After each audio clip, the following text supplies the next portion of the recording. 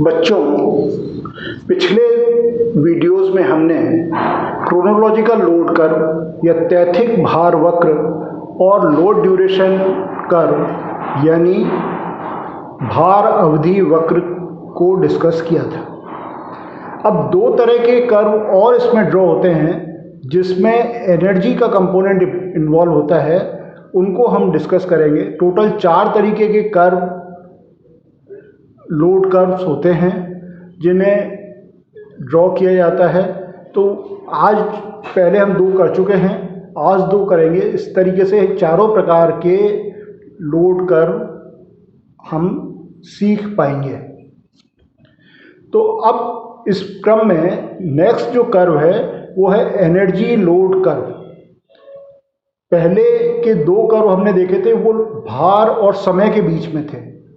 दूसरा कर्व भी हमने जो देखा था वो भार और अवधि, वो भी समय के रूप में ही होती है, तो अवधि समय के रूप में थी, तो उनके बीच में वो कर्व था। अब ये जो एनर्जी लोड कर्व है या ऊर्जा भार वक्र है, ये ऊर्जा और भार के बीच में है। तो उसी तरीके से आपको ग्राफ एक बनाना है। एक्स एक्सिस के ऊपर आपको ऊर्जा को लेना है और वाई एक्सिस के ऊपर भार को लेना है। जैसे हम हमेशा भार को वाई एक्सिस पे ही लेते आए हैं, ये आप इस तरह से याद रखें कि ऊर्जा में भी समय का कंपोनेंट है। ऊर्जा जो होती है वो भार इंटू समय होती है, तो वो चूँकि समय एक्स एक्सिस पे था तो यहाँ ऊर्जा भी एक्स एक्सिस पे होगी। इसे आप याद रखेंगे तो कभी भी एक्सिस की गलती नहीं करेंगे। और भार को हमेशा वाई एक्सिस पे लीजिए। इस कर्व को बनाने से पहले हमें लोड ड्यूरेशन कर्व बनाना होगा। तो जब भी इस प्रकार का प्रश्न आए, पहले आप लोड ड्यूरेशन कर्व बनाएं, उसके बाद उससे ऊर्जा भार वक्र को बनाएं।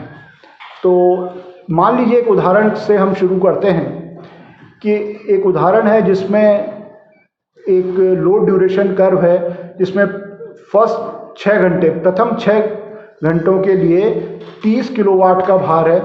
आपने देखा होगा और प्रैक्टिस भी की होगी, हमने पिछले वीडियो में ऊर्जा भार वक्र को डिस्कस किया था। ऊर्जा भार वक्र हमेशा डिसेंडिंग ऑर्डर में होते हैं। डिसेंडिंग ऑर्डर मतलब घटते क्रम में। सबसे पहला स्तंभ सबसे ऊंचा होगा, उसके बाद घटते हुए क्रम में विभिन्न लोड्स के लिए ये ऊर्जा भार अवधि वक्र बनाया जाएगा। तो इसमें एक उदाहरण जो हम ले रहे हैं कि पहले 6 घंटे के लिए 30 किलोवाट का भार है, तो पहला स्तंभ हमने बना लिया 30 किलोवाट का 6 घंटे के लिए। उसके बाद हम उदाहरण में देखते हैं कि 16 किलोवाट का भार 6 से लेके 14 यानी 8 घंटे तक 16 किलोवाट का भार इसमें रहता है। नेक्स्ट इसके अंदर 14 से 20 तक यानी 6 घंटे तक 8 किलोवाट का भार रहता है, और 20 से 24 तक फिर 6 किलोवाट का भार रहता है। इसका मतलब इसमें 4 भार हैं, 30, 16, 8 और 6। इनके रहने के जो घंटे, जितने घंटे दिए रहते हैं वो है 30 किलोवाट का 6 घंटे, उसके बाद 16 किलोवाट का 8 घंटे, उसके बाद 8 किलोवाट का फिर 6 घंटे और 6 किलोवाट का 4 घंटे। इस प्रकार से 24 घंटे पूरे हो जाते हैं। तो ये तो हो गया लोड ड्यूरेशन कर्व। सबसे पहले हमें जब भी एनर्जी लोड कर्व बनाना होगा तो पहले लोड ड्यूरेशन कर्व बनाना होगा। अब हम उसी तरीके से ग्राफ एक बनाएंगे। एक्स एक्सिस के ऊपर भार ले लेंगे जैसे हमने पहले लिया था, और वाई एक्सिस के ऊपर अब भार की जगह पे ऊर्जा ले लेंगे। अब क्या होगा कि भार को हम इसी तरह से मार्क करेंगे वाई एक्सिस के ऊपर 6, 8, 16, 30 जो हमारे पास 4 डाटा उपलब्ध हैं उसको हम मार्क कर लेंगे। वाई एक्सिस की पे तो मार्किंग हुई, अब एक्स एक्सिस की मार्किंग बाकी है। तो एक्स एक्सिस पे ऊर्जा की मार्किंग होगी, तो इसकी मार्किंग इस प्रकार से होगी कि 6 किलोवाट का भार लगातार 24 घंटे तक रहता है। तो हम 6 को 24 से गुणा कर देंगे, जो भी फिगर आएगा वो ऊर्जा की पहली रीडिंग हुई। यानी उसको हम मान लेते हैं कि वो E1 है, ऊर्जा की पहली रीडिंग हो गई। उसके बाद नेक्स्ट 8 किलोवाट का जो भार है वो ऊर्जा, ये 6 किलोवाट का तो लगातार 24 घंटे तक रह ही गया, 6 किलोवाट या 6 किलोवाट से ज़्यादा। उसके बाद 8 किलोवाट का भार, 8 में से 6 तो काउंट हो चुके हैं, तो 2 किलोवाट बचे। 2 को हम गुणा करेंगे जो 8 किलोवाट रहता है यानी 6 घंटे से, तो 2 को 6 से गुणा करेंगे तो उसमें एडिशनल एनर्जी जो होती है वो इंटीग्रेटेड फॉर्म में होती है। पिछली रीडिंग के अंदर नई रीडिंग जुड़ती जाएगी। ये थोड़ा सा आपको समझने में शुरू में थोड़ी दिक्कत आएगी, इसको फिर ध्यान से समझने की कोशिश करें। पहले जो हम ऊर्जा का मार्क करेंगे वो 6 किलोवाट या 6 किलोवाट से ज़्यादा भार लगातार 24 घंटे तक उपलब्ध है, तो 24 को हम 6 से गुणा करेंगे। याद रखिए ये 6 किलोवाट लगातार 24 घंटे तक उपलब्ध है, तो उसको हमने 6 से गुणा कर दिया।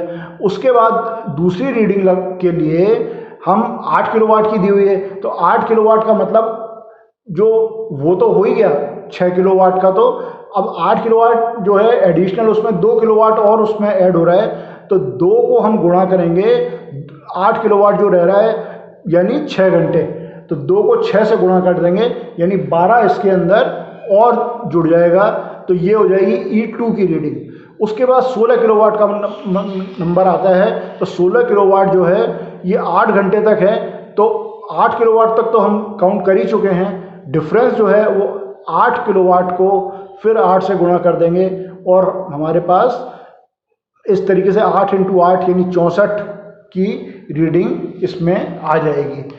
तो इस तरीके से हम रीडिंग्स मार्क करते जाएंगे। उसी तरीके से 30 किलोवाट जो है वो डिफरेंस जो है 16 और 30 के बीच में 14 का है और ये 6 घंटे तक है, तो 14 को फिर 30 से गुणा कर देंगे, यानी पिछली रीडिंग में इस रीडिंग को जोड़ते जाएंगे और हमारे पास नई रीडिंग्स आती चली जाएंगी। इसको मैं आपको और एक उदाहरण के द्वारा, जो अगले जो हम ट्यूटोरियल करेंगे उसमें एक गणितीय प्रश्न के द्वारा इसको और समझने का प्रयास करेंगे, पर मोटे तौर पे आपके मेरे ख्याल से ये चीज़ समझ में आ रही होगी कि ऊर्जा में पिछली रीडिंग में नई रीडिंग जुड़ती जाती है। तो इसको बनाने का तरीका इस तरह से हुआ कि सबसे पहले तो हम जो न्यूनतम भार रहा और वो कितने समय तक रहा, तो न्यूनतम भार इसमें 6 किलोवाट है और 6 किलोवाट तो हमेशा ही है। 6 किलोवाट या 6 किलोवाट से ज़्यादा भार पूरे 24 घंटे तक है, तो 6 को 24 से गुणा करना है। फिर नेक्स्ट 8 का नंबर आता है, तो 8 डिफरेंशियल इसमें 2 किलोवाट का हो गया, तो 2 किलोवाट को आपको 2 किलोवाट का लोड जो है इसमें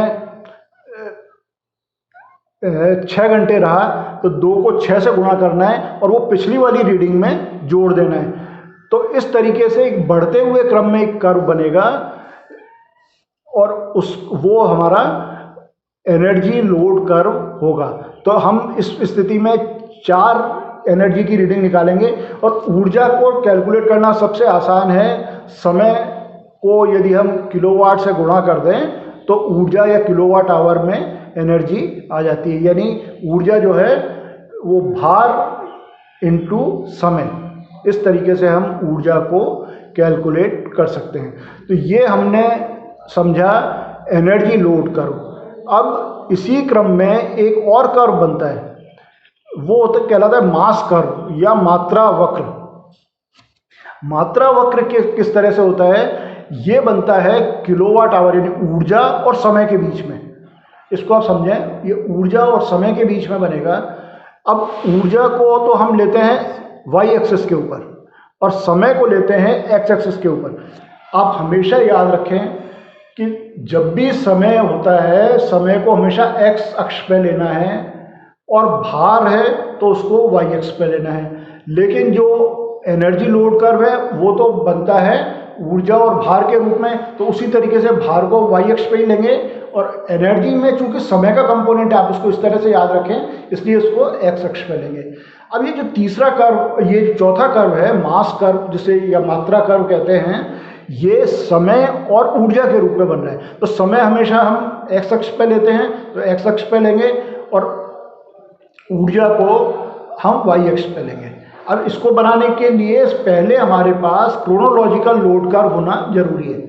याद रखिए, एनर्जी लोड कर्व जब हम बनाते हैं तो हमारे पास लोड ड्यूरेशन कर्व होना चाहिए, और जब हम मास कर्व बनाते हैं, इस चीज़ को अच्छी तरह समझ लें, इसमें कंफ्यूज ना हो। जब भी एनर्जी लोड कर्व बनाएंगे तो हमारे पास लोड ड्यूरेशन कर्व होना चाहिए और जब भी मास कर्व बनाएंगे तो हमारे पास क्रोनोलॉजिकल लोड कर्व या तैथिक भार वक्र, जो इनिशियल कर्व होता है, वो हमारे पास होना चाहिए। तो जो अगर हमारे पास तैथिक भार वक्र है, यानी हमें पता है कि पहले 2 घंटे में हमने कितनी एनर्जी को कंज्यूम किया, तो उतने घंटे के हिसाब से एनर्जी का, बहुत आसान है, एनर्जी की मार्किंग करते जाएं और इसको जोड़ते जाएं। तो वो सभी पॉइंट्स को अगर हम जोड़ देंगे तो हमारा मास कर्व बन जाएगा। बनाना बिल्कुल आसान है मास कर्व को, लेकिन आपको ये ध्यान रखना है कि हमेशा एक्सेस एक तो गलत नहीं ले लेनी है। ऐसा नहीं, आप गलत एक्सेस ले लेंगे तो कर्व आपसे बन ही नहीं पाएगा। तो एक्स अक्ष के ऊपर समय लेना है, वाई अक्ष के ऊपर ऊर्जा लेनी है, और पहले हमें क्रोनोलॉजिकल लोड कर्व या तैथिक भार वक्र बनाना है। उसमें जिस भी तरीके से वेरिएशन है, जैसे आपने पहले स्टडी किया था कि मान लीजिए रात के 12 बजे से लेके 4 बजे तक 5 किलोवाट का लोड है, 4 बजे से 8 बजे तक 15 किलोवाट का लोड है, 8 बजे से शाम के 4 बजे तक मान लीजिए 20 किलोवाट का लोड है, शाम के 4 बजे से रात के फिर 12 बजे तक फिर 5 किलोवाट का लोड है। इस तरीके से जिगजैग फैशन में ये क्रोनोलॉजिकल लोड कर्व बनेगा। उसमें अब हम क्या करेंगे कि पहले 4 घंटे के लिए जब हम ऊर्जा की मार्क करेंगे तो जीरो से लेके 4 तक, यानी 4 घंटे हो गए, और इसमें 5 किलोवाट का लोड है, तो 5 को हम 4 से गुणा कर देंगे, तो 5 × 4 यानी 20, तो 20 यूनिट इसमें कंज्यूम हो गए। तो पहला हम 4 के साथ में वाई एक्स पे 20 का मार्क करेंगे और दोनों का जो इंटरसेक्शन पॉइंट आएगा वो पॉइंट मार्क कर देंगे, वो हमारा पहला पॉइंट हो गया। दूसरा हम अगर मान लीजिए 4 बजे से 8 बजे तक 15 किलोवाट का लोड है, तो हम इसको इस तरीके से निकालेंगे कि 4 बजे से 8 बजे तक 4 घंटे हो गए, लोड 15 किलोवाट, बिल्कुल आसान है। 15 किलोवाट का लोड है तो उसको 15 को फिर 4 से गुणा कर देंगे, 60 आ जाएगा, 60 का मार्क उस पर कर लेंगे। एनर्जी चूंकि ये है तो इसमें पिछली वाली एनर्जी जो हमने निकाली थी यानी 20, वो इसके अंदर और जुड़ जाएगी, तो 20 + 60 यानी 80 का मार्क 8 बजे के हिसाब से हो जाएगा। एनर्जी में हमेशा इंटीग्रेटेड फॉर्म में होती है, जो लोड होता है वो इंडिकेटिव फॉर्म में होता है, लेकिन एनर्जी हमेशा इंटीग्रेटेड फॉर्म में होती है। एनर्जी वर्तमान जो ऊर्जा की खपत हो रही है वो पिछली ऊर्जा की खपत में जुड़ जाएगी। बस इस चीज़ का आपको ध्यान रखना है। इसके संबंध में हम एक ट्यूटोरियल में न्यूमेरिकल भी करेंगे और उससे आपको और भी चीज़ें क्लियर हो जाएंगी। यानी एक ही डाटा हम लेंगे और उस डाटा से चारों कर्व को बनाने की कोशिश करेंगे। तो मेरे ख्याल से अब आपके ये चीज़ें क्लियर हो गई होंगी कि एनर्जी लोड कर्व की मदद से हम एनर्जी लोड कर्व को हम लोड ड्यूरेशन कर्व की मदद से बना सकते हैं। इसमें एक्स अक्ष के ऊपर आपको ऊर्जा को लेना है और वाई अक्ष के ऊपर हमेशा लोड को लेना है, और मास कर्व को क्रोनोलॉजिकल लोड कर्व से बना सकते हैं। इसमें एक्स अक्ष के ऊपर आपको समय लेना है, वाई अक्ष के ऊपर आपको ऊर्जा लेनी है। तो इस प्रकार से ये चारों लोड कर्व हमने ये 4 ही लोड कर्व अपने कोर्स में हैं और सामान्यतः ये 4 ही लोड कर्व बनाए जाते हैं। इनको हमने एक एक करके समझ लिया।